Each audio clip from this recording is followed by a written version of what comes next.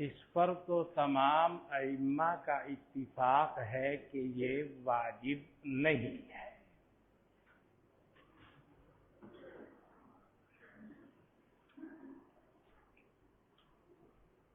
ابن حزم ظاہری کا قول نقل کیا گیا ہے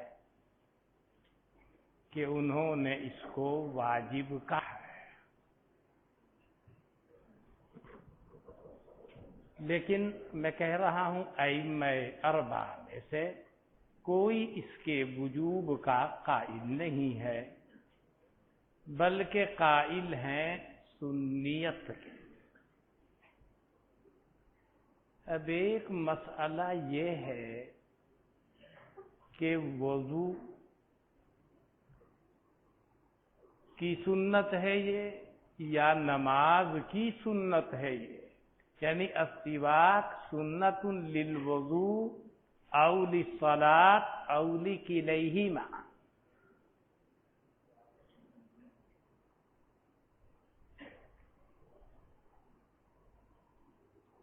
فقال الامام الشافعی رحمہ اللہ تعالی ان السواک سنت للوضوء وأيضا سنة للصلاة۔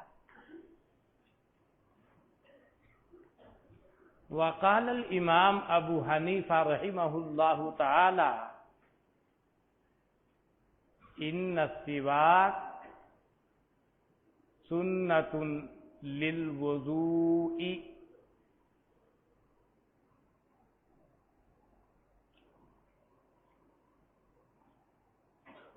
وما قال الشافعی علیہ الرحمہ فمثلہ قال الامام احمد بن حنبل رحمہ اللہ تعالی۔ وما قال الامام ابو حنیفہ یعنی مذہب الحنفیہ ہوا مذہب المالکیہ فی هذا الباب، یعنی الامام مالک علیہ الرحمہ لا یقول بسنیت السواک للوضوء والصلاة کلیہما بل قال سنت للوضوء۔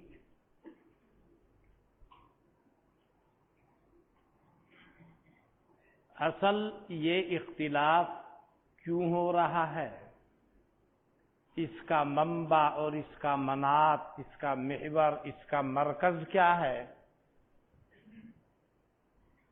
بعض روایات میں ہے عند کل وضوء، یعنی آپ نے مسواک کا حکم فرمایا ہر وضو کے وقت میں۔ بعض ہے جگہ ہے عند کل صلاۃ، تو عند وضوء بھی ہے کچھ روایات میں اور عند کل صلاۃ بھی ہے۔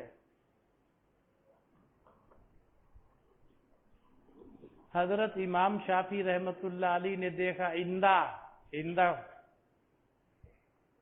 کل وضوء عند کل صلاۃ، اس کے لیے بھی ہے اس کے لیے بھی ہے۔ حنفیہ نے کہا روایات صحیح ہیں، عند کل وضوء بھی ہے عند کل صلاۃ بھی ہے،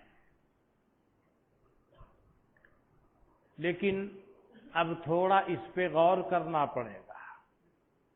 عند معیت کے معنی میں نہیں ہے، مقارنت المقارنۃ الکاملہ اس کے معنی میں عند نہیں، تقارب کے لیے بھی عند کا استعمال ہوتا ہے۔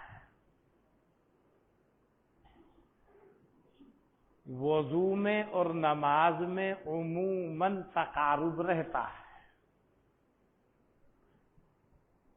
یک گونا مجاورت کا کنیکشن ہے۔ سلم شریف آپ حضرات نے پڑھی ہے،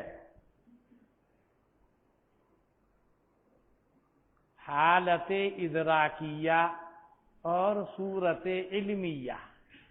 اصل علم نام ہے حالت ادراکیہ کا، صورت علمیہ اس کے اوپر باعتبار حقیقت علم کی تعریف صادق نہیں آتی، مگر آپس میں مجاورت کا کنیکشن ہے۔ حالت ادراکیہ سے پہلے جو مرحلہ تھا وہ صورت علمیہ ہے، اس کے بعد آگے چل کے وہ حالت ادراکیہ ہے، تو کنیکشن ان کے درمیان مجاورت کا ہے، اور مجاورت کے کنیکشن کی وجہ سے کہہ دیا گیا کہ باعتبار حقیقت علم نام ہے حالت ادراکیہ کا، لیکن چونکہ صورت علمیہ اور حالت ادراکیہ میں مجاورت کا کنیکشن ہے، اس لیے صورت علمیہ کو بھی مجازن علم کہہ دیا گیا ہے۔ یہ بحث آپ نے سلم شریف میں پڑھ رکھی ہے۔ جب یہ بات مستحضر رہے گی کہ مجاورت کے کنیکشن کی وجہ سے ایک کے اوپر دوسرے کا حکم جاری کر دیا جاتا ہے، تو وضو مقصود نہیں، از قبیل مبادی ہے، از قبیل وسائل ہے، از قبیل شرط ہے، یعنی نماز کی صحت کے لیے اس کو شرط قرار دیا گیا ہے۔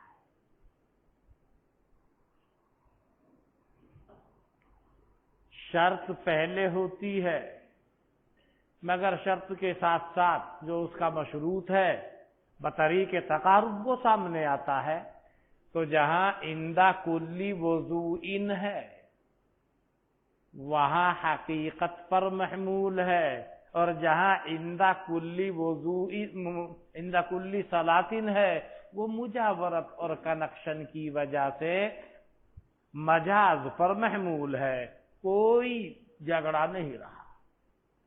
ممکن ہے آپ دیکھیں گے کسی کتاب میں دیکھا بھی ہوگا یہ الفاظ نہ ملیں، اس سے ملتے جلتے ملیں گے، یہ الفاظ کا ایک ہونا ضروری نہیں۔ مقصود اصلی یہاں نماز ہے، یہ نماز کے ذرائع ہیں، وضو نماز کی شرط، اس کا وسیلہ، اس کا ذریعہ ہے۔ وضو کو مکمل طریقے سے کرنا، اس کے لیے مسواک کا حکم دیا گیا، اس کی ترغیب دی گئی، اس کو مسنون علی بعض الاقوال، اس کو مستحب قرار دیا گیا، کہیں کے لیے تاکہ وسیلہ علی سبیل الکمال پورا ہو کر مقصود اصلی تک رسائی کا ذریعہ بن جائے۔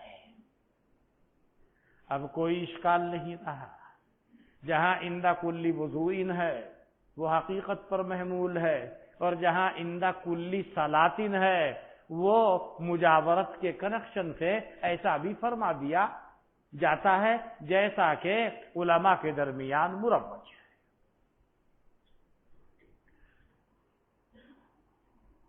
مجاورت سے اگر کوئی بدکنے لگے اس لفظ سے، تو یہاں بجائے اس کے دوسرا لفظ بھی استعمال کیا جا سکتا ہے، دونوں کے درمیان تقارب ہے،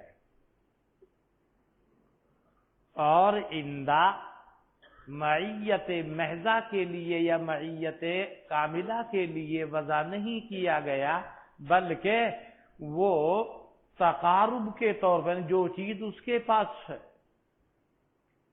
مطلب یہ ہے آپ سب لوگ میرے پاس ہیں اور میں آپ کے پاس ہوں، بالکل ایسا تو نہیں کہ اتصال ہے، فصل ہے نا بیچ میں، لیکن جب بولا جاوے کہاں عندہ عندہم، صحیح ہے نا، اس کو تقارب کہتے ہیں۔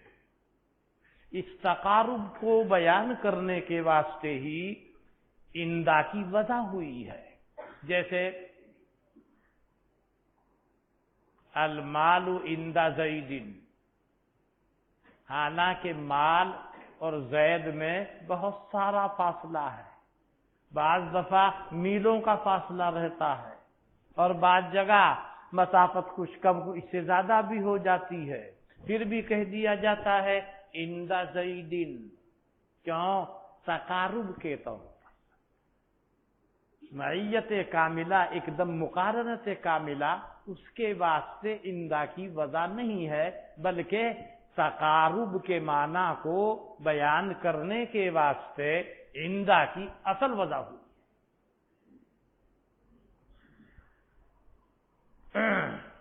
حضرت امام شافعی رحمۃ اللہ علیہ نے اس کو ظاہر پر محمول کرتے ہوئے یہاں بھی کہا، یہاں بھی سنت، یہاں بھی سنت۔ حنفیہ کا مشہور قول اسی کے اوپر عام طور سے تعامل بھی ہے کہ عند کل وضوء، اور وہ جو ہے عند کل صلاۃ وہ بطریق تقارب ہے۔ وضو کے اندر آپ نے مسواک کر لی، اس پر بھی عمل ہو گیا، عند کل وضوء بھی ہو گیا اور عند کل صلاۃ بھی ہو گیا۔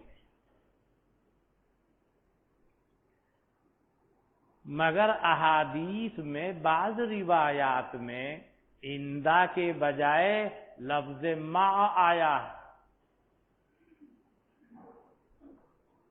ہے قلیل روایات میں، اگر مع آ جائے تو اس میں مال وضوئی مع الصلاتی، تو مع کی وجہ تقارب کے واسطے نہیں ہوئی۔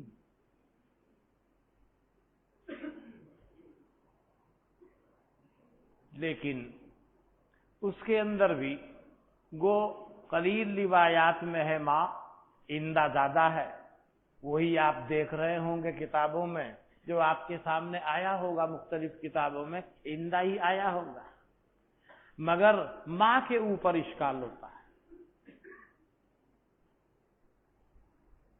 امام صاحب اللہ اکبر کہہ کے کھڑے ہوئے، مقتدی بھی چل رہا ہے، وہ کھڑا، امام صاحب کھڑے ہو گئے، اس نے اب شروع کیا، مقتدی کی نماز میں خلل پڑے گا کہ نہیں؟ بالکل ساتھ ساتھ تو نہیں، مگر اس کو بھی معیت کے منافی شمار نہیں کیا جاتا۔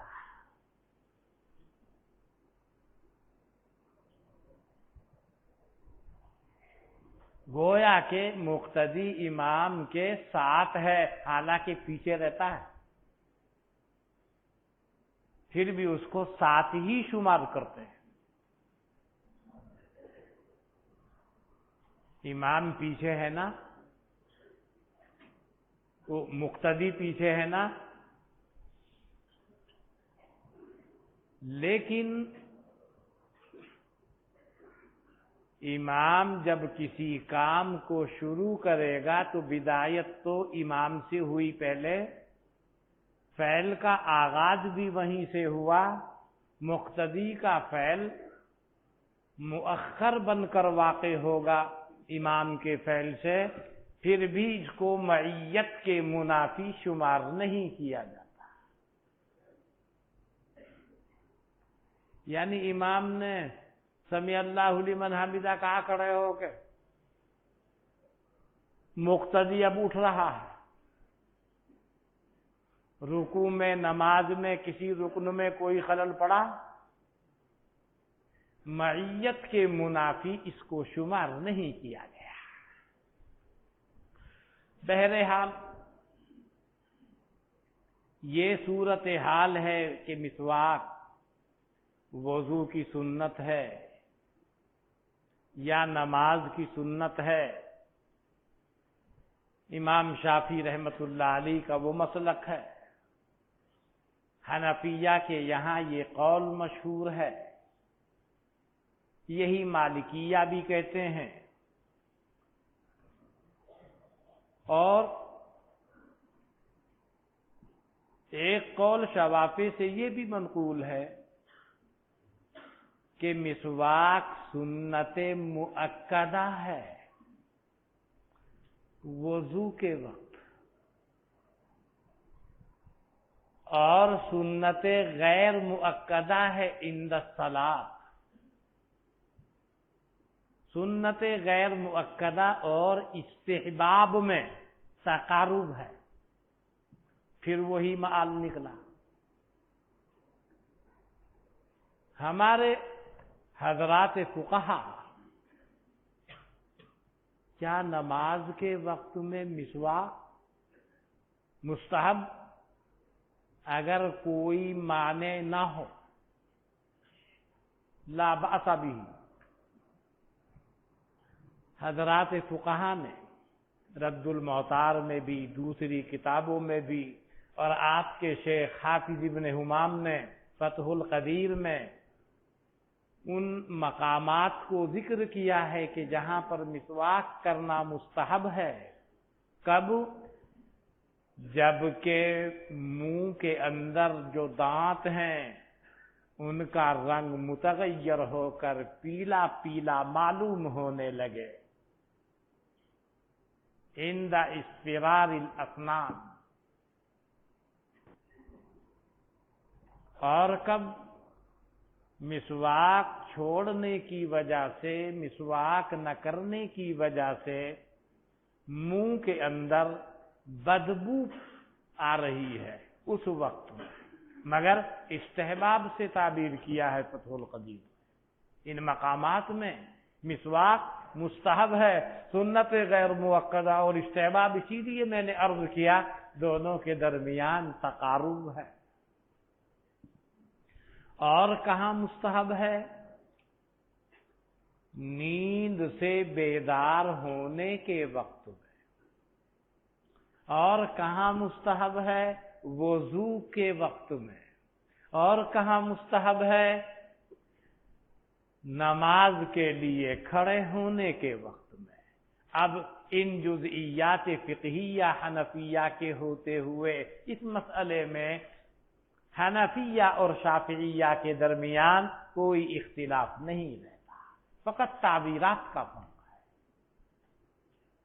مگر موقع محل بھی دیکھنا ہوگا، مسواک کیسی ہے، اور مسواک ایسی جگہ پر ہے کہ وہ یوں کرے گا تو لوگوں کو تکلیف ہو۔ بعض لوگ صاف طبیعت کے ہیں، منہ پہلے سے صاف ہے، مگر عند کل وضو، ان کا لفظ بھی احادیث صحیحہ کے اندر وارد ہوا ہے، اس کے ظاہر پر تاکہ عمل ہو جائے، اس پر عمل کرنے کی غرض سے جو ہی تکبیر کا آغاز ہوا، اقامت کا آغاز ہوا، بس اس نے یہاں سے نکالی جیب میں، اور بس نہ وہاں کوئی لعاب ہے، نہ وہاں کوئی خون ہے، نہ کوئی فنا ہے۔ مسواک ایسی ہے کہ جس سے نہ وہ ایسی جگہ پہ لگا رہا ہے کہ وہاں سے خون نکلے، لا باس، کوئی مسئلہ نہیں۔ اور آپ کی فقہ حنفیہ کی کتابوں میں بھی یہ تصریحات موجود۔ پھر باہمی اتنا لڑنے اور جھگڑنے کی بات نہیں ہے، جیسا کہ اس کے اندر باتیں بعض جگہ سننے میں آتی ہیں کہ تم لوگ نماز کے وقت میں مسواک نہیں کرتے، وہ اس کے خلاف بولتے ہیں، حالانکہ اختلاف کا مسئلہ نہیں ہے۔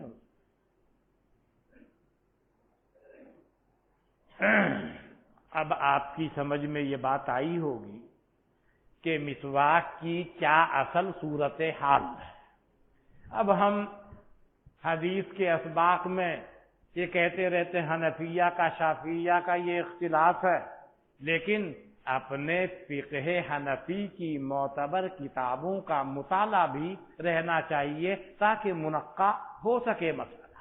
تو صورتحال یہ تھی، ان مقامات پر استحباب کے یہ لوگ بھی قائل ہیں، اور شامی وغیرہ میں، اور شامی کے بعد فتح القدیر میں ہے، فقہائے احناف میں بہت اونچا مقام وہ رکھتے ہیں، جیسا کہ آپ اس سے پہلے بھی اس بات سے واقف ہیں۔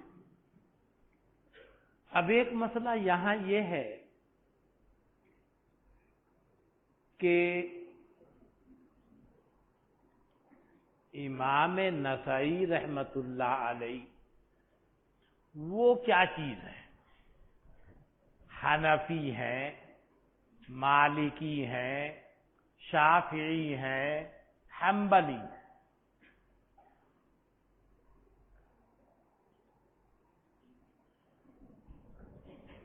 اختلاف تو ہر مسئلے میں کچھ نہ کچھ رہا کرتا ہے۔ حضرت امام بخاری رحمت اللہ علیہ کے بارے میں بعض لوگوں کی رائے یہ ہے کہ وہ مجتہد ہیں، کسی امام کی تقلید نہیں کرتے۔ حافظ ابن حجر نے کھینچ کر کے کہا کہ نہیں، شافعی ہیں، وہ الگ بات ہے کہ مقام اجتہاد پر فائز ہیں، اور کسی مسئلے میں تفرد ہو وہ الگ ایک مسئلہ ہے، لیکن امام بخاری شافعی ہے۔ سب سے زیادہ لوگ پریشان ہیں کہ یہ کس مسلک کے آدمی ہیں۔ امام مسلم رحمت اللہ علیہ اور امام ابن ماجہ رحمت اللہ علیہ کے بارے میں کہ یہ کیا ہے پتہ ہی نہیں چلتا۔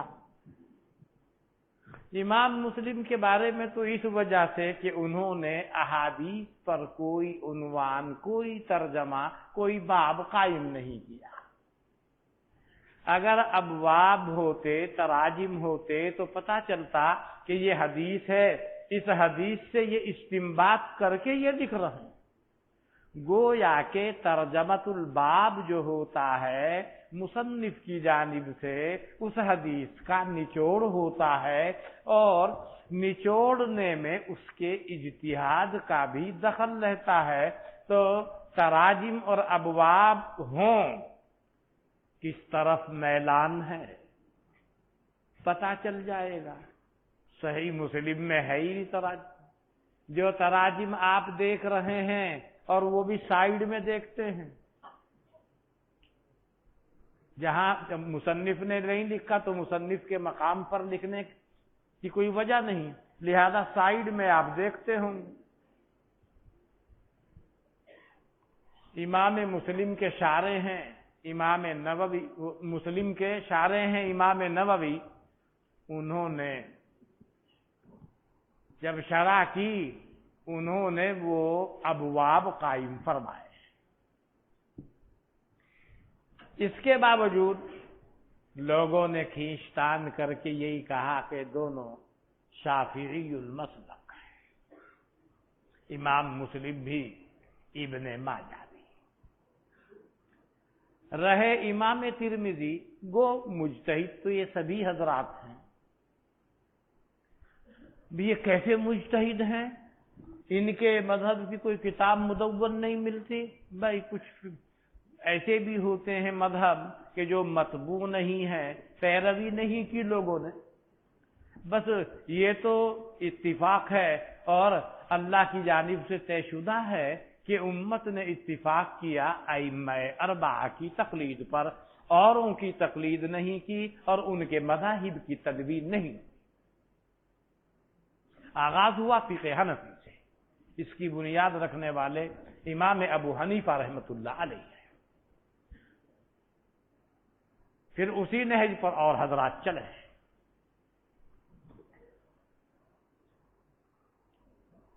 تو امام ترمذی ان کے ابواب سے، تراجم سے، ان کی گفتگو سے واضح ہوتا ہے کہ ان کا میلان مجتہد ہونے کے ساتھ ساتھ شوافع کی جانب ہے۔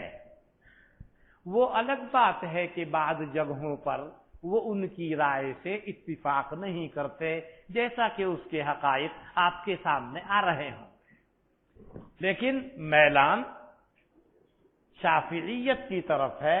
لیکن ہر مسئلے میں تقلید ہو، اتباع ہو، وہ تو مجتہد کی شان کے بھی منافی ہے، لہذا کوئی بات ان کی رائے کے منافی، ان کے اجتہاد کے یا ان کی تحقیق کے منافی ہوتی ہے تو وہ آپ کے سامنے آتی رہتی ہے۔ اب رہے دو، استاد شاگرد۔ امام ابو داؤد وہ استاد ہیں امام نسائی رحمت اللہ علیہ کے، یہ دونوں کیا ہیں؟ کس مسلک کے ہیں؟ مجتہد تو سب ہیں، سارے مجتہد ہیں.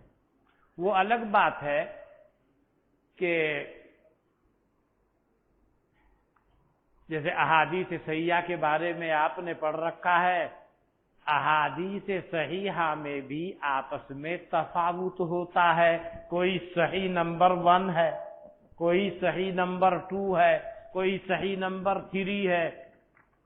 وقس علی ھذا، اسی وجہ سے بعض کو اصح کہا جاتا ہے اور بعض کو کہا جاتا ہے اصح ما فی الباب. صحیح صحیح میں فرق ہے، ضعیف ضعیف میں بھی فرق ہے. اس لیے پچھلے سال میں آپ نے کہیں ضعیف بھی دیکھا ہوگا، ضعیف کے ساتھ ساتھ اضعاف بھی دیکھا ہو. اور منکر کی تعریف میں ایک تعریف جہاں اضعاف ضعیف کی مخالفت کر اس کو منکر کہتے ہیں، اور اس کی دوسری بھی تعریفات ہیں، اور یہ تو اصطلاحات ہیں. ولا مشاحۃ فی الاصطلاحات، اصطلاحات کو مقرر کرنے میں کوئی جھگڑا اور کوئی اختلاف کی بات نہیں. وہ اس کی ایک اصطلاح ہے، وہ اس کی ایک اصطلاح ہے. تو ضعیف و اضعاف، ایسے ہی صحیح اصح، اس سے بھی زیادہ اصح ہے، فلاں اس سے بھی زیادہ اصح.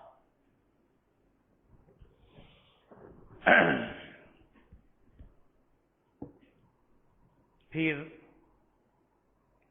یہ ائمہ اربعہ یہ اختلاف کیوں کرتے ہیں؟ بعض لوگ کہیں کہ یہ لڑتے کیوں ہیں؟ سارے ائمہ ایک ہی بات کہتے. اگر سب ائمہ ایک ہی بات کہتے، رحمت کے اندر کٹوتی اور تخفیف ہو جاتی. علماء امت کا وہ اختلاف جو دلائل حقہ کی روشنی میں ہوتا ہے، اس سے امت کے واسطے رحمتوں کے دروازے کھلتے ہیں، اور بجائے ضیق کے اور تنگی کے وسعت اور رحمت کے دروازے مفتوح ہوتے ہیں. اگر ایک ہی بات ہوتی تو جو کچھ بھی ہو یہی کرنا. دلائل کی روشنی میں اختلافات ان لوگوں کے جو اختلاف کرنے کے اہل ہیں، اور اختلاف وہ دلائل شریعت، دلائل حقہ کی روشنی میں ہو، وہ اپنی نفسانیت کی غرض سے نہ ہو. ظاہر ہے ان حضرات اکابر کے اندر جو حالات اس طرح کے پیش آئے اور جو اختلاف ہے، وہاں نفسانیت کا گزر ہی کہاں تھا. جو ان حضرات کے حالات سے واقف ہوگا، ائمہ اربعہ کے، محدثین کے، آپ دیکھیں گے یہ حضرات تو فرشتہ صفت انسان، نفسانیت کہاں تھی؟ ان کے قدم تو اللہ کے لیے اٹھتے تھے، ساری محنتیں ان کی جو ہوتی تھی وہ اللہ کے لیے ہوتی. یعنی امام ابو حنیفہ رحمۃ اللہ علیہ کے تلامذہ ان کے سامنے اختلاف رائے کر کے دلائل پیش کر رہے ہیں. امام ابو حنیفہ سب کو سن رہے ہیں، غور کر رہے ہیں. ذرا سا بھی وہ یہ ضیق کا پہلو اختیار نہیں کرتے کہ ابا کے ہوتے ہوئے اس کے خلاف بولنے کا تم کو حق کیا ہے. آج کوئی اس طرح کرے فوراً بڑے میاں بگڑ کے بیٹھ جائے گا. مگر امام ابو حنیفہ کی وسعت ظرفی دیکھی، وہ سب کی سن رہے ہیں، سب کے دلائل کو سن رہے ہیں، سب کے دلائل کا اندازہ لگا رہے ہیں، اس کو پیش کر رہے ہیں. کہاں تک بات صحیح ہے؟ اختلاف کرنے سے وہ خوش ہیں، ناراض نہیں ہے، بلکہ کہہ رہے ہیں اپنے شاگردوں سے، میرا کوئی قول اگر حدیث کے خلاف نکل جائے دیوار پہ پھینک کے مار. آپ دیکھتے ہوں گے فقہ حنفی میں ہلکی پھلکی سی بھی حدیث کا سہارا اگر مل جاوے حنفیہ کو قیاس کو چھوڑ دو، نص موجود ہے، ڈوبتے کو تنکے کا سہارا کافی، ہلکی سی بھی ہو بس چل سکے اس سے کام، قیاس کو چھوڑ دو۔ مگر یہ کہ ایسے مقام پر ہو حدیث کہ بالکل اس سے احتجاج، اس سے استدلال کی گنجائش نہیں، وہاں تو مجبوری ہے۔ تو اس اشکال کا جواب دیا ہے۔ آپ سے بعض دفعہ پوچھتے ہوں گے لوگ اپنے اپنے علاقوں میں کہ بھائی یہ مولوی جھگڑتے بہت،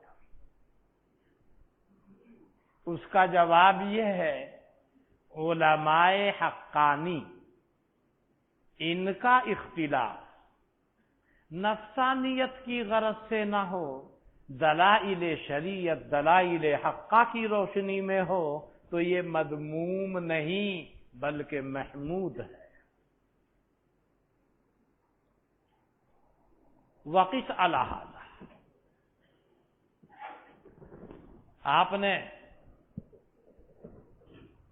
مشاجرات صحابہ کے سلسلے میں علم کلام میں پڑھا ہے کہ ان کو لیے محامل صحیحہ موجود ہے۔ جو کچھ بھی اقدامات ہیں وہ دلائل حقہ کی روشنی میں ہے، وہ الگ بات ہے کوئی اجتہاد میں چوک جائے اور اس سے خطا صادر ہو جاوے اور کوئی اجتہاد میں مصیب ہو جائے، وہ الگ مسئلہ ہے۔ لیکن اجتہاد کرنے والا جب اجتہاد کا اہل ہو، جب وہ اجتہاد کرے گا تو دو صورتیں سامنے آئیں گی، یا تو مصیب ہوگا یا تو مخطی ہوگا۔ مصیب ہونے کی صورت میں اس کے لیے ڈبل اجر ہے، لہو اجران، اور اگر مخطی ہو خطا صادر ہو جائے فلہو اجر، اس کے لیے سنگل اجر ہے۔ وہ کسی بھی وقت میں بوقت اصابت بوقت خطا ثواب سے اور اجر سے خالی نہیں، لیکن اہل ہونا چاہیے، دلائل شریعت کو جانتا ہو اور اخلاص کے ساتھ اس کے اندر گفتگو کر رہا ہو، اور کسی کے اخلاص میں کلام کرنے کی ہمیں گنجائش نہیں ہے۔ یعنی ہمیں یہ حق نہیں ہے فلاں آدمی کے اندر اخلاص نہیں ہے، آپ کو کیا معلوم؟ وہ بتایا گیا آپ کو کہ منافق کی یہ علامات ہیں، وہ علامتیں بتائی گئی ہیں، آپ کے ہاتھ میں تکفیر کی مشین نہیں دی گئی ہے، اسے دیکھ کر تو گولی چھوڑ دے اور فتویٰ اس کے اوپر جڑ دے، لہذا کافر۔ ہاں مگر یہ کہ اس کے اقوال اس طرح کے ہوں کہ جس سے بداحت دینیہ اور ضرورت دینیہ کا انکار لازم آتا ہو، تو یہ کیونکہ قاعدہ مسلم ہے انکار البداحت الدینیت کفر، وہاں تو مجبوری ہے۔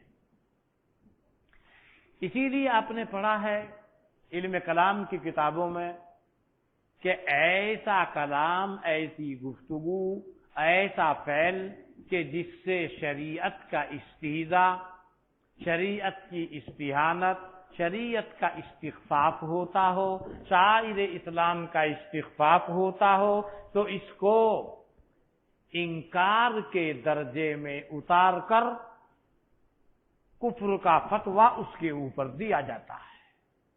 کبھی آپ کہنے لگے ہم نے تو حدیث میں پڑھا ہے من قال لا الہ الا اللہ دخل الجنہ، اور آپ نے اس فعل کے صادر ہونے کی وجہ سے کہا یکفر، یہ کیسے؟ چونکہ حضرات فقہا نے اس کے اس اقدام کو شریعت کے خلاف سمجھا اور ضروریات دین کا انکار قرار دیا۔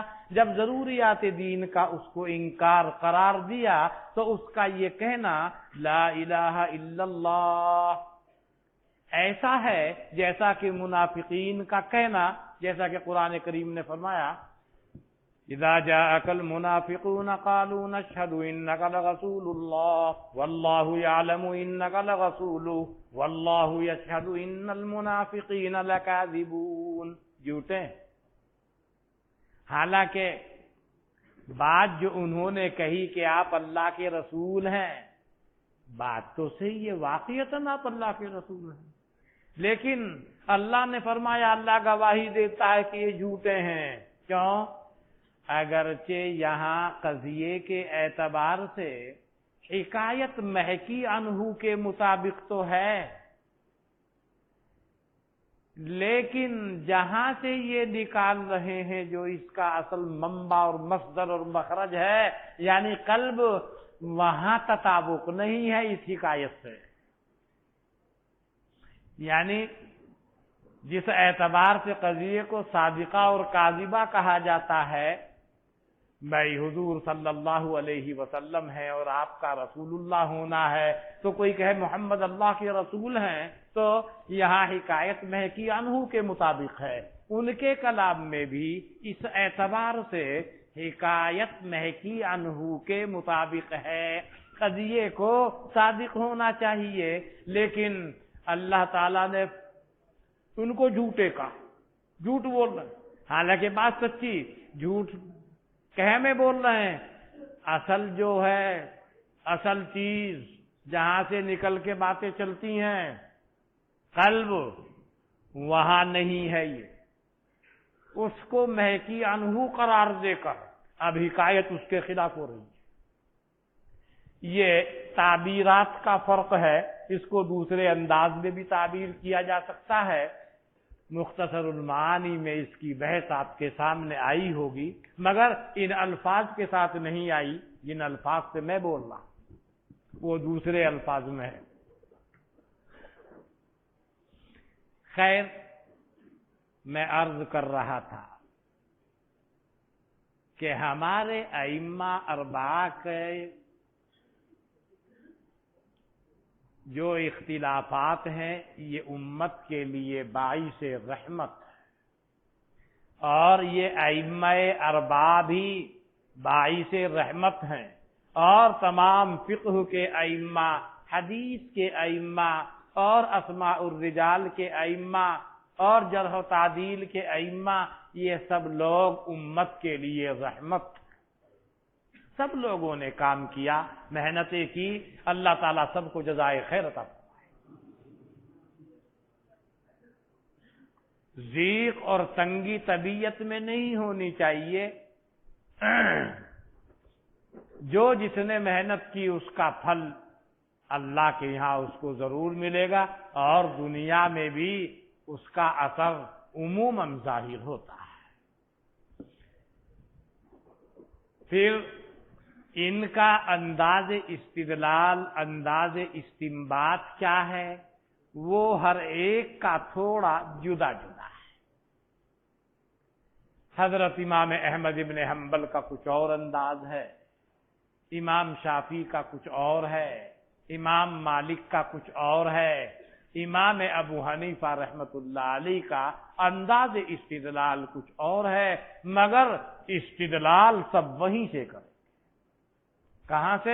ادلہ اربعہ سے، کتاب اللہ، سنت رسول اللہ، اجماع امت اور قیاس. وہاں سے کوئی نہیں ہٹے گا.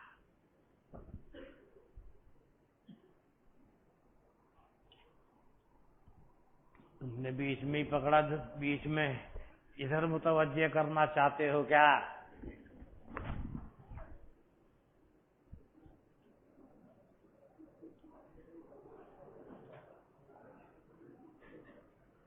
یہ بات تو طے ہے کہ ایک مجتہد کو دوسرے مجتہد کی تقلید جائز نہیں، اور مقلد کے لیے اپنے امام کے قول پر عمل کرنا واجب ہے. تو امام ترمذی دونوں کیسے ہیں مولانا؟ مجتہد ہیں، لیکن جس مسئلے میں اختلاف رائے ہو خود مجتہد ہیں، ان کی طرف میلان ہے. اصل میں جو یہ بچہ ہے خود حافظ ابن حمام کے بارے میں واقف نہیں. حافظ ابن حمام تو پکے حنفی ہے نا، جانتے ہیں نا. بعض مسائل میں حنفیہ سے اختلاف کر رکھا ہے، دلائل ٹھوک رکھے ہیں خلاف، حنفیت سے نکالو گے نہیں. بس اتنا ہے جو اس طرح کے ایک دو مسائل ہیں اس میں ان کے قول کو لیا نہیں گیا. قول چلتا ہے جمہور کا. ہمارے یہاں جیسے فقہ حنفی میں الفتویٰ کس پر ہے؟ اس قول پر. وہ کبھی ابو حنیفہ کا قول ہوگا، کبھی ائمہ ثلاثہ کا قول ہوگا، کبھی حسن ابن زیاد کا قول ہوگا، کبھی امام ظفر کا قول ہوگا. شاید اسے یہ معلوم نہیں کہ حافظ ابن تیمیہ کے بھی تفردات ہیں، اسی لیے کہنا پڑا علامہ قاسم ابن قطلوبغہ رحمۃ اللہ علیہ کو ابحاث شیخنا لیست بحجۃ، کیونکہ حافظ ابن حمام ان کے شیخ ہیں، ان کے استاد. ہمارے شیخ کی بحثیں سے مراد یعنی تفردات، حجت نہیں ہے. شاید یہ بات سمجھ میں آ گئی ہوگی. تشہد میں انگلی اٹھانے کا طریقہ احناف کے نزدیک کیا ہے؟ مولانا دعا کیجیے، تشہد تک آنے دیجیے. مولانا اگر قبل از وقت ہی اس میں لگ گئے تو ساری نماز چلی جائے گی انشاءاللہ. ایک بچہ کہہ رہا ہے والدہ کی طبیعت خراب ہے، اللہ شفا عطا فرمائے. ترمذی شریف کے شروع میں التقریر للترمذی کس نے لکھی ہے؟ وہ حضرت شیخ الہند رحمۃ اللہ علیہ کی سبق کی تقریر ہے، ان کے شاگردوں نے وہاں اس کو جوڑ دیا ہے. وہ اصل تقریر حضرت شیخ الہند کی ہے.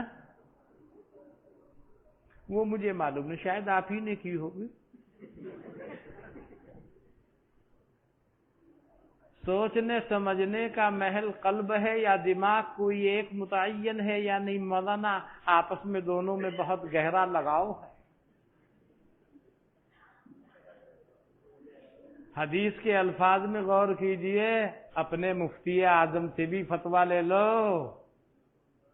استفتی قلبک، حدیث نہیں پڑھی فتفکر ما فی. حروف تہجی کے نمبرات کی تعیین کہاں سے ثابت؟ یہ تو حضور کے زمانے سے بھی پہلے سے رواج چلا ہوا آ رہا ہے. ایک بچہ کہہ رہا ہے میری طبیعت خراب ہے، اللہ صحت عطا فرمائے. کیا مرکز کا اختلاف دلائل حقہ کی روشنی میں ہے؟ مولانا آپ حدیث شریف پڑھ رہے ہیں، لا یعنی گفتگو نہیں کیا کرتے. کسی کو کوئی ذاتی مسئلہ نہیں، آپ محدثین ہیں، ذرا سی بھی بات ہوگی تو آپ کے اوپر جرح کر دی جائے گی نا. ہمیشہ گفتگو ایسی ہونی چاہیے کہ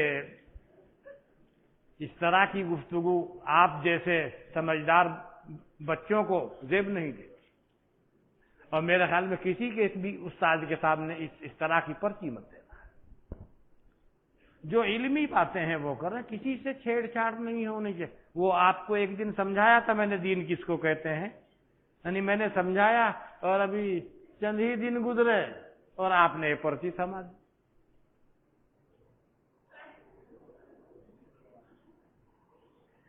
آدمی حدیث کے معنی و مفاہیم کو اپنی طرف سے اور اپنے علم کی روشنی میں بیان کرنے کا اہل کب ہوتا ہے اور کیا اس کی اجازت ہے؟ مولانا اس سوال کرنے والے کو چاہیے کہ بات کو سمجھانے کے لیے تو الفاظ تو بدل جاتے ہیں. بات کو سمجھانا مقصد ہے نا، الفاظ بدل جاتے ہیں.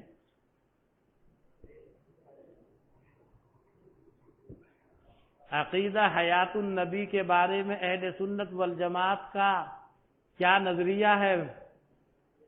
ایک فرقہ دیوبندی عقیدہ حیات النبی کا انکار کرتے ہیں. وہ اس موضوع پر مناظرہ ہونے والا ہے، اس میں شرکت کیجیے گا. اسی موضوع پہ سنا ہے مناظرہ ہونے والا ہے.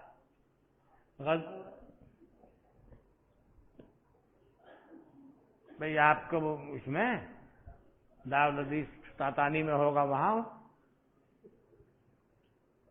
غزوہ ہند واقع ہوا مولانا، وہاں پہلے پہنچ تو لو، وضو تو کر لو پہلے، غزوات تک بعد میں پہنچیں گے۔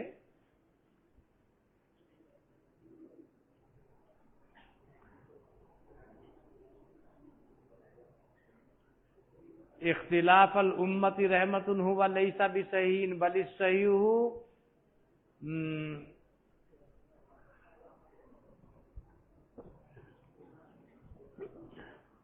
ہاں ابھی میں کہہ کے نمٹا، دیکھو پہلے ایک کہہ رہا، بعض اساتذہ نے یوں کہا اس طرح، اولاً ایک کوئی استاد آپ کے سامنے کہہ کے گیا، دوسرے کے سامنے کہیں گے اچھا نہیں،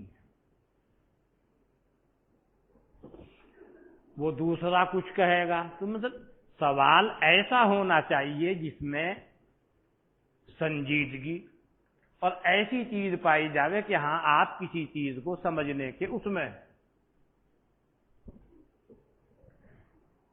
اختلاف الصحابۃ رحمت یہ کون سی حدیث ہے؟ لیکن کمی سائل کی ہے، ایسا نہیں ہونا چاہیے، سمجھ بوجھ کر سوال کرنا چاہیے۔ لماذا ذهب كثير من المصنفين من الصحاح الى مذهب الشافعي دون مذهب ابي حنیفہ، وہ وہاں کی گفتگو آنے دیجیے، طریقہ کار کیا ہے؟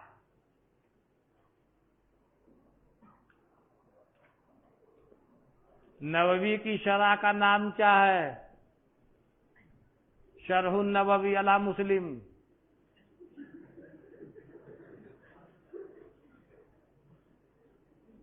سنت موقدہ غیر موقدہ، وہ قول ایک مر ہے، یعنی میں نے کہا تھا ان کا ایک قول یہ ہے شوافے کا وضو کے وقت میں سنت مؤکدہ ہے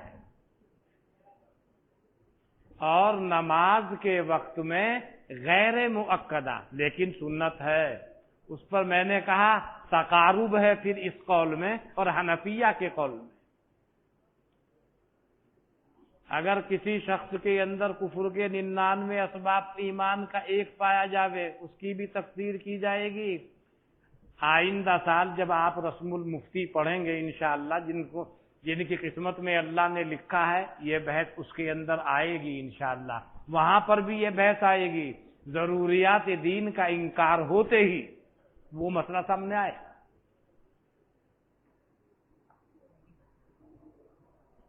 قرآن مجید کے ایک رکوع کی تلاوت سننے کے لیے قلب مشتاق ہے۔ اچھا تھا، بس گفتگو کرنی ہے، شادی کے لیے دعا کی وہ کر رہا ہے۔ ابن حمام تو مجتہد نہیں ہے، لیکن امام ترمذی آپ کے بقول مجتہد تھے۔ شامی میں لکھا ہے کئی جگہ پر حافظ ابن الحمام قد فاز درجۃ الاجتہاد۔ پہلے کتاب دیکھنا چاہیے، ابن حمام کے مقام سے واقف رہنا چاہیے نا۔ کسی نے عقیقے کی نظر مان لی کہ تو کیا اس کے تمام گوشت کا صدقہ کرنا ضروری ہے؟ مولانا صدقہ کرنا ضروری ہے کہ نہیں؟ سوال پہلے یہ کرنا پڑے گا نظر بھی صحیح ہے کہ نہیں؟ اللہ اکبر۔ نظر کی صحت کے لیے عبادت مقصودہ چاہیے۔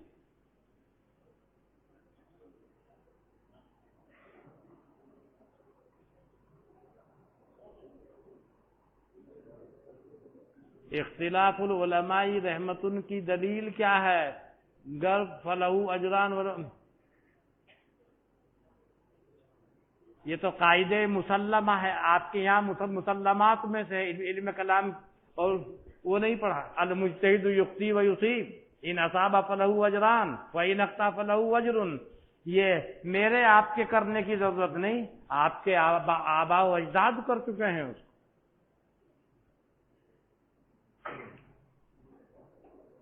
اگر کسی نے وضو کے وقت مسواک کر لیا، نماز کے وقت مسواک نہیں کیا تو عند الصلاۃ کی سنیت ادا ہو جائے گی؟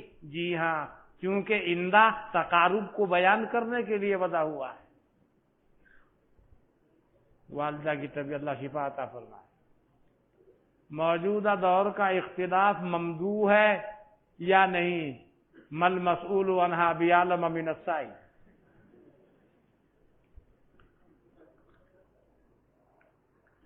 مسواک کے 70 فائدے بتلا دیجئے، تھوڑا سا کتابوں میں تلاش کر لیجئے، سب ملیں گے آپ کچھ نہ کریں، سارے کام میں ہی کروں گا، آپ اپنا منہ بھی میرے سامنے کر دو، لوگ مسواک بھی آپ ہی چلا دو۔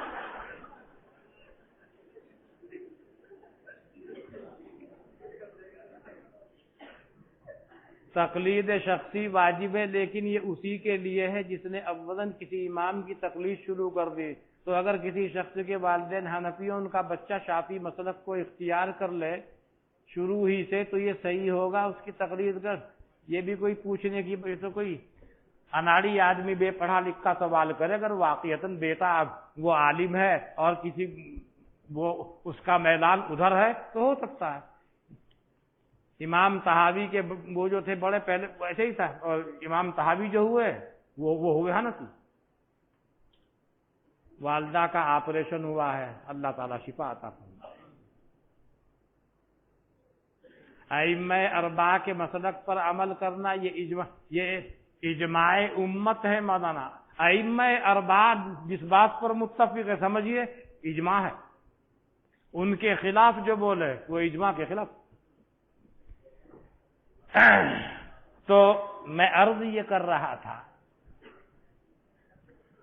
کہ ائمہ اربعہ کا انداز استنباط کیا ہے؟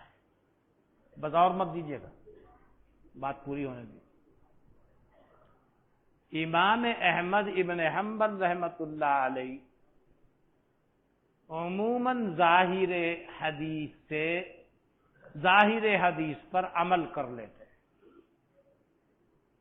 اسی لیے ایک ہی باب میں متعدد اقوال بھی امام احمد ابن حنبل رحمۃ اللہ علیہ سے منقول پائے جاتے ہیں۔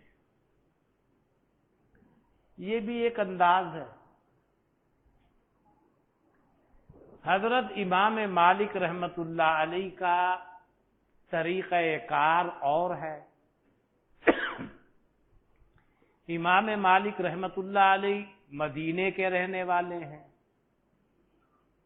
مدینے سے بڑی محبت بھی کرتے ہیں، معلوم ہوگا سنا ہو، بڑے عاشق تھے مدینے کے اپنے شہر کے، چونکہ حضور اقدس صلی اللہ علیہ وسلم کا شہر ہے۔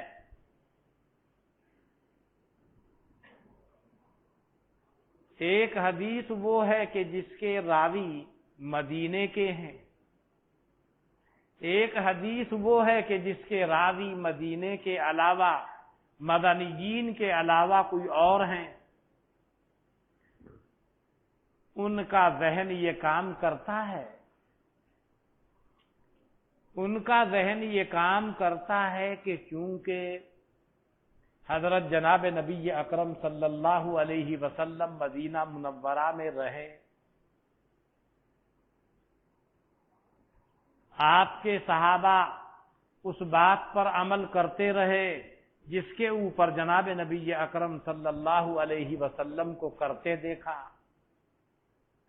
پھر ارباب مدینہ زیادہ واقف ہوں گے منشأ شریعت سے، مزاج شریعت سے، مزاج نبوت سے،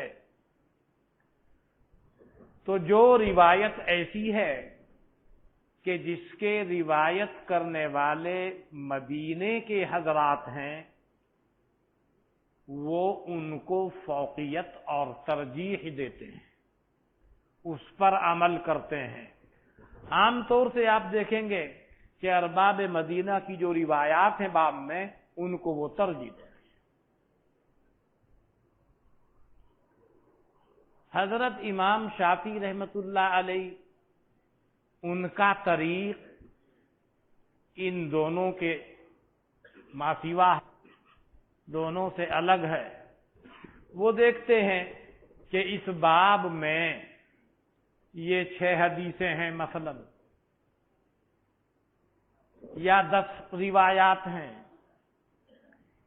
ان روایات میں ان کے حساب سے، ان کے مقیاس اور معیار پر جو حدیث اصح ما فی الباب ہے، بس وہی ان کا مسلک ہے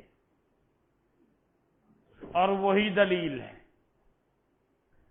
عموماً اصح ما فی الباب کو وہ اختیار کر لیتے ہیں، مگر جو اور 5 روایات بچ گئی یا 9 روایات باقی بچی، وہ اس کے خلاف جا رہی۔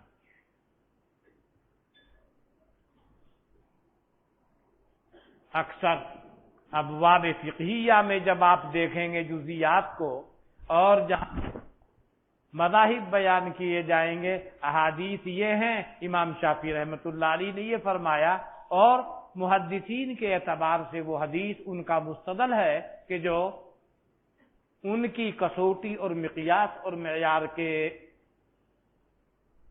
مطابق اصح ما فی الباب ہے۔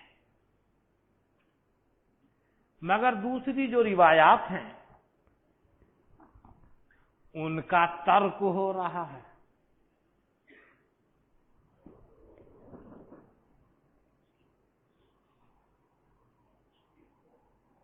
اب رہے امام ابو حنیفہ رحمۃ اللہ علیہ، وہ دیکھتے ہیں کہ اس باب میں یہ سب روایات ہیں،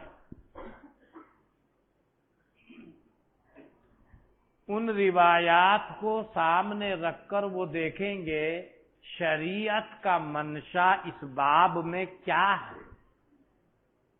جو منشا شریعت ہے وہ ان کا مسلک ہے۔ جب منشا شریعت کو سمجھ کر ایک قول اختیار کیا تو باب میں کچھ حدیثیں وہ ملیں گی جو اس کے خلاف جائیں گی۔ لیکن آپ نے دیکھا ہوگا کسی بھی باب میں کوئی روایت بھی آئے، وہ اس کے لیے بہترین محمل اور مصداق پیش کریں گے۔ یہ حدیث صحیح، اس کا مصداق وہ ہے، اس کا مصداق یہ ہے، اس کا مصداق یہ ہے، اس کے اوپر دلائل پیش کریں گے۔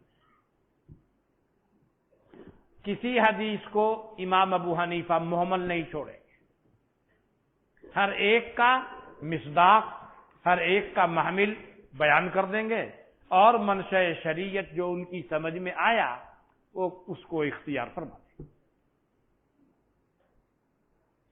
جیسے ایک حاجی صاحب گئے حج کرنے کے لیے، اور وہاں بازار میں ایک چیز خریدنے کے لیے گئے، وہاں شرط لگانے کی نوبت آ گئی۔ پھر یہ مسئلہ سامنے آیا، بیع کے اندر شرط لگانا جائز ہے کہ نہیں؟ چلو بھائی کسی عالم سے پوچھوں گا، پتہ چلا فلاں بزرگ بھی آئے ہوئے ہیں حج کرنے کے لیے، پتہ چلا وہ ابن ابی لیلہ بھی ہیں، ابن شبرمہ بھی ہیں۔ ایک کے پاس پہنچے، جی ایسا مسئلہ ہے، شرط لگانا جائز ہے کہ نہیں؟ کہ جائز ہے، بیع بھی جائز، شرط بھی جائز۔ ٹھیک، ان کو معلوم ہوا وہ بھی تو آئے ہوئے ہیں، ان کے پاس گئے کہ جی ایسے مسئلہ ہے۔ انہوں نے کہا بیع صحیح ہے، شرط باطل ہے۔ ارے اس نے یہ بتایا، اس نے یہ بتایا، پتا چلا کہ ابو حنیفہ بھی آئے ہوئے ہیں۔ ابو حنیفہ کے پاس پہنچا، ان سے کہا، انہوں نے کہا بیع بھی باطل، شرط بھی باطل۔ وہ آدمی سر پکڑ کے بیٹھ گئے۔ 3 عالم، وہ کہے بیع بھی صحیح، شرط بھی صحیح، وہ کہے بیع صحیح، شرط فاسد، یہ کہہ رہا بیع بھی فاسد، شرط بھی فاسد۔ ایک چکر اور لگا۔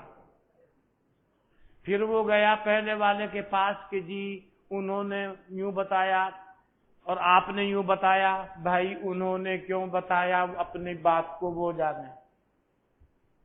میں نے جو کچھ آپ کو بتایا ہے میرے پاس دلیل ہے۔ کیا؟ حدیث صحیح میں ہے کہ حضرت جابر ابن عبداللہ رضی اللہ عنہ سے حضرت جناب نبی اکرم صلی اللہ علیہ وسلم نے ایک اونٹ خریدا تھا۔ حضرت جابر نے شرط لگائی، حضرت ٹھیک ہے لیکن شرط یہ ہے کہ مدینے تک میں ہی سوار ہو کر جاؤں گا۔ آپ نے اسے منظور فرمایا، بے بھی صحیح شرط بھی صحیح۔ آ گئی دلیل۔ دوسرے کے پاس پہنچا کہ جی آپ نے یوں بتایا تھا، بے صحیح شرط فاسد۔ انہوں نے یوں بتایا کہ بھائی انہوں نے کیوں بتایا ہے، اپنی بات وہ جانے، اپنے دلائل وہ جانے، میں نے جو بتایا ہے میرے پاس دلیل ہے، اور وہ یہ ہے کہ حضرت عائشہ رضی اللہ عنہا نے حضرت بریرہ کو خریدنا چاہا، ان کے آقاؤں سے بات کرائی، انہوں نے کہا ہم بیچ تو دیں گے لیکن شرط یہ ہے کہ ولا ہمارے لیے ہوگا۔ ولا سمجھتے ہو نا، سراجی شریف پڑھی ہوگی نا، ہاں، ولا ہمارے لیے ہوگا۔ حضرت عائشہ رضی اللہ عنہا نے حضرت جناب نبی اکرم صلی اللہ علیہ وسلم کے سامنے مسئلے کو رکھا، آپ نے فرمایا تم خرید لو، ولا تو موتق کے لیے ہوتا ہے، یعنی ویسے ہی شرط فاسد۔ ہاں بھائی ان کے پاس بھی دلیل ہے۔ یہ آیا ابو حنیفہ کے پاس کہ جی وہ یوں کہہ رہے اور وہ یوں کہہ رہے اور آپ نے یوں کہا۔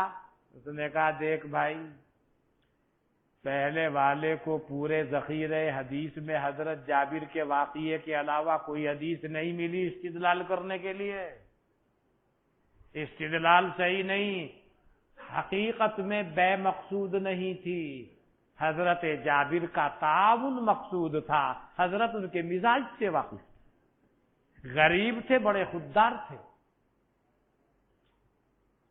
لہذا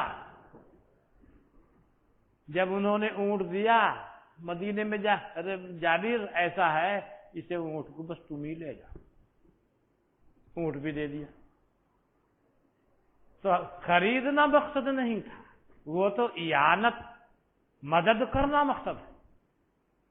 اور پھر واقعہ جزیہ ہے، واقعات جزیہ میں احتمال رہتا ہے، اور احکام کے سلسلے میں تو ایسی احادیث سے استدلال ہونا چاہیے جس میں قانون بیان کیا گیا، اور دوسرے نے جو استدلال کیا ہے وہ حضرت بریرہ کے علاوہ کوئی واقعہ نہیں ملا، وہ بھی ایک جزئی واقعہ ہے، اور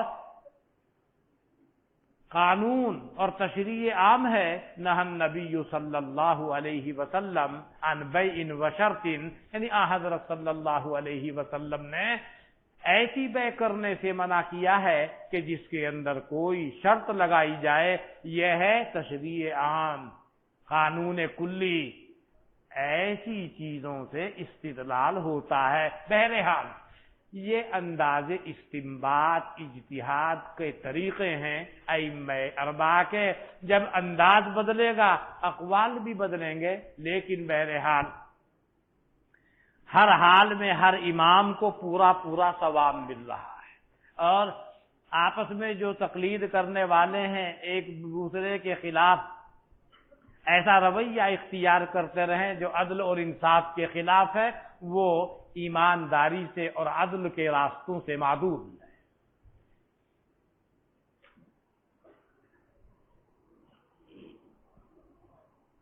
چلیے چھوڑ دیتا ہوں، میں آج یہ بات بتا دوں، پہلے نہیں آئی تھی، کل انشاءاللہ قاری کی عبارت سنیں۔